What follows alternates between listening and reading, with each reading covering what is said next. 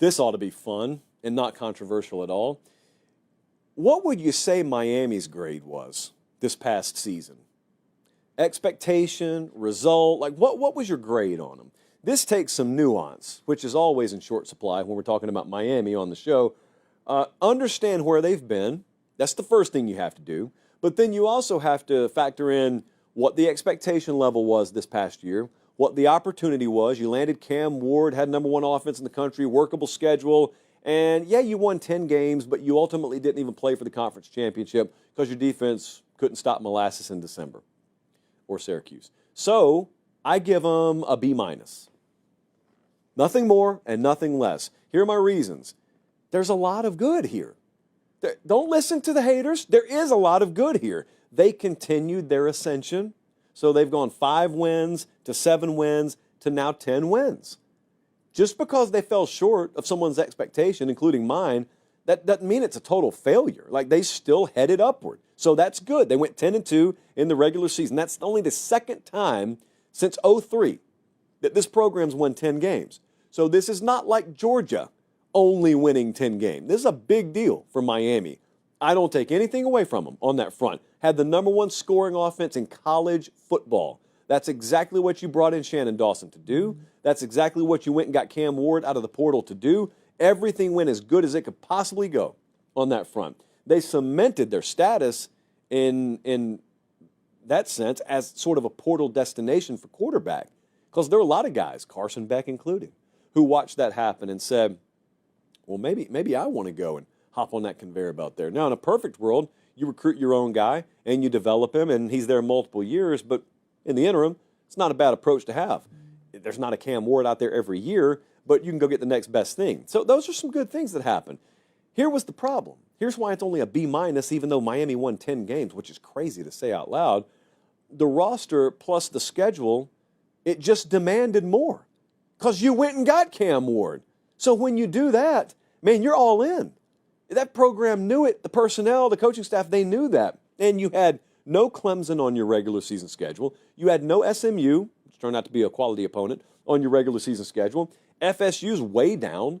Florida, you played them at the perfect time because you played them in week 1, so they were still way down. They hadn't hit their groove yet. Just no excuse for Miami not to be playing for a conference championship last year. And yet they go against Virginia Tech, and they get a stay of execution. And then they go out to Cal, and they're down big, but they come from behind and win. And I remember vividly on this show, we're asking ourselves, all right, did they learn the lessons? Or are they going to have to lose games? And as it turned out, they had to lose games. They went to Georgia Tech and lost, and then they lost at Syracuse after blowing a 3-score lead.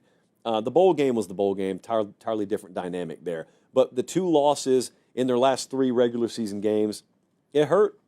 It hurt. That's a B- effort, I think, from Miami collectively this year. Now, as it relates to this upcoming year, Corey Heatherman has to work out. That's their new defensive coordinator hire. I mean, they flushed the program defensively. They had to. That was a no-brainer. I think everyone knew that was coming several weeks before the season ended. I think most people knew that was coming. So Heatherman comes in there from Minnesota, and that's gotten a lot of headlines. Don't overlook Zach Etheridge. They just hired him as DB's coach. Zach Etheridge is a very, very important addition to this program. Coming there from Houston, he was at Auburn, of course. I say of course, I assume people know that. They could pretty drastically improve defensively this upcoming year. Now, they're going to have to, because I would not expect them to have the number 1 offense in the country again. But I'll tell you, there's a world where, that total offensive statistic drops down a few rungs, but the collective output of the team is much better because defensively it can't get worse. It can't. There's no excuse for it to. They got good players down there. They got good players they've recruited. They got good players out of the portal. They got good folks in the building. Miami's, I say they've got to be better, and on one hand, you could look at that and you could say, dude, settle down.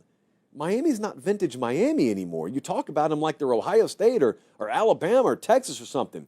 That's because I think they should be. You got to understand, when I grew up, this was a superpower.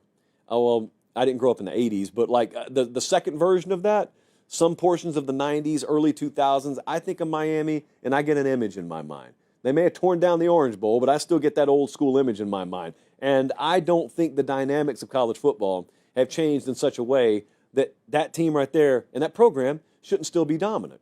They just haven't been. But they've gotten closer the last 3 years. So then moving forward, you're going to have a lot of churn every year in this sport. That's the way they've recruited down there is they've gone scorched earth every way they possibly can in talent acquisition. And you don't go get one guy in a position room. You go get 3 of them if you can. Hopefully one of them will work out, and you may open the door and say, see you later to the other 2. It's cutthroat. It's a lot more bare knuckles than talent acquisition used to be in college athletics, but at Miami, they can afford to do it.